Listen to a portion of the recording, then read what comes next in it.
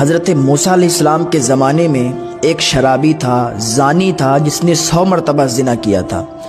ایک دن محلے والوں نے اسے بہت مارا اور اتنا مارا کہ وہ مر گیا۔ جب وہ مر گیا تو اسے کوڑے دان میں پھینک دیا جا کے۔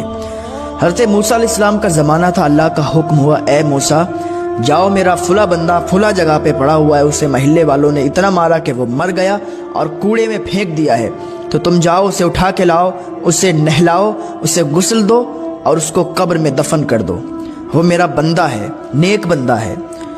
حضرت موسیٰ علیہ السلام نے ایسا ہی کیا، اس انسان کو لائے، اس کو نہلایا، غسل دیا اور اس کی نماز جنازہ پڑھنے کے لیے کھڑے ہوئے۔ لوگوں کو بلایا کہ آؤ اس کی نماز جنازہ پڑھیں، تو لوگوں نے کہا حضور یہ تو بہت بڑا زانی ہے، گناہگار ہے، شرابی ہے، اس کا نماز جنازہ آپ پڑھنے کے لیے کہہ رہے ہیں؟ تو حضرت موسیٰ علیہ السلام نے ارشاد فرمایا، یہ میں نہیں کہہ رہا ہوں بلکہ یہ اللہ تعالیٰ کا حکم ہے، اور اللہ تعالیٰ کی طرف سے حکم آیا ہے کہ اسے قبر میں دفن کر دیا جائے، اس کی نماز جنازہ پڑھنے کے لیے آ جاؤ۔ تو کچھ لوگوں نے اس کی نماز جنازہ پڑھ لی اور کچھ لوگوں نے نہیں پڑھی، کیونکہ لوگ اس سے بہت زیادہ نفرت کرتے تھے، کیونکہ وہ شرابی تھا، جواری تھا، زانی تھا۔ لیکن لوگوں کو حقیقت کیا معلوم کہ وہ کون تھا، اللہ کی نظر میں کیسا تھا۔ بندوں کی نظر میں تو وہ زانی تھا، شرابی تھا، لیکن اللہ کی نظر میں تو کچھ اور ہی تھا۔ تو حضرت موسیٰ علیہ السلام نے اس کی نماز جنازہ پڑھی اور اس کو قبر میں دفنایا۔ جب قبر کھودی گئی تو اس کی قبر میں بڑی ہی اچھی خوشبو آ رہی تھی، اس کی قبر روشن تھی، روشنی تھی اس کی قبر میں، اس کو دفن کر دیا گیا۔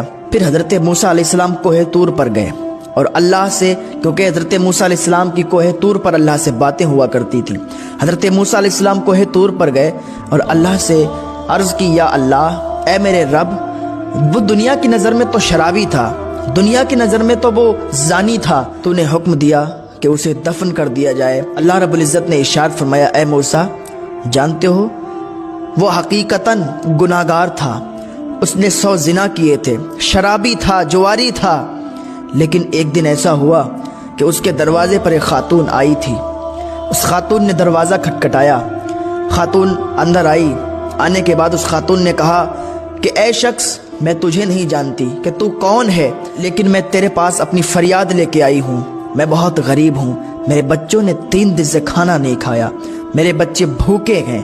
اے شخص، تو اتنا مال رکھتا ہے، تو اتنا دولت مند ہے کہ میری مدد کر سکے، میں تیرے آنگن میں، تیرے گھر میں فریاد لے کے آئی ہوں، تو میری مدد کر دے۔ تو اس انسان نے کہا کہ میں تیری مدد ضرور کروں گا۔ وہ اٹھا اور گھر کا دروازہ بند کر دیا۔ جب گھر کا دروازہ بند کیا، پھر اس خاتون سے کہا، میں تیری مدد ضرور کروں گا، لیکن اس سے پہلے میری ایک آرزو ہے، وہ تو پوری کر۔ اس عورت نے کہا، تیری کیا آرزو ہے، تو مجھ سے کیا چاہتا ہے؟ میں غریب ہوں، میرے پاس کچھ نہیں ہے۔ اس شخص نے کہا، میری ایک عادت ہے، میں زانی ہوں، تو میں تیرے ساتھ بدفعلی کروں گا۔ اس نیک عورت نے، نیک خاتون نے کہا، اے انسان، اللہ سے ڈر، میں تیرے یہاں فریاد لے کے آئی ہوں، مدد کے لیے آئی ہوں، اور تو غلط فائدہ اٹھا رہا ہے اس کا، اللہ تجھ سے ناراض ہوگا اور اللہ تجھے ہلاک و برباد کر دے گا۔ ایسے ہی وہ خاتون گھر سے باہر نکلنے کی کوشش اس نے کی کہ اس نے اس کو پکڑ لیا۔ اب جیسے ہی پکڑا تو اس کی ایک چیخ نکلی تو اس شخص نے پوچھا کہ مجھے یہ بتا، تو چیخی کیوں، تیری آواز کیوں نکلی؟ تو اس خاتون نے کہا، مجھے اللہ سے ڈر لگتا ہے، مجھے اللہ سے ڈر ہے، اللہ تعالیٰ مجھے سخت عذاب دے گا، اگر مجھ سے یہ غلط کام ہو گیا تو کل اللہ کو کیا منہ دکھائیں گے، کل اللہ کے ہاں کیا جواب دیں گے۔ جب اس شخص نے اتنا سنا کہ پہلی بار، پہلے دن جب یہ اتنا اللہ تعالیٰ سے ڈر رہی ہے، تو میں نے تو 100 بار زنا کیا ہے، میں تو زانی ہوں، شرابی ہوں، جواری ہوں، پھر اللہ تعالیٰ مجھ سے کتنا ناراض ہوگا۔ اس دن اس نیک عورت کی وجہ سے اس نے توبہ کی اور اسی سے کہا کہ میں آج کے بعد کبھی بھی زنا نہیں کروں گا، شراب نہیں پیوں گا، جوا نہیں کھیلوں گا۔ اس دن سے اللہ کی بارگاہ میں اس نے سچے پکے دل سے توبہ کر لی اور وہ نیک ہو گیا۔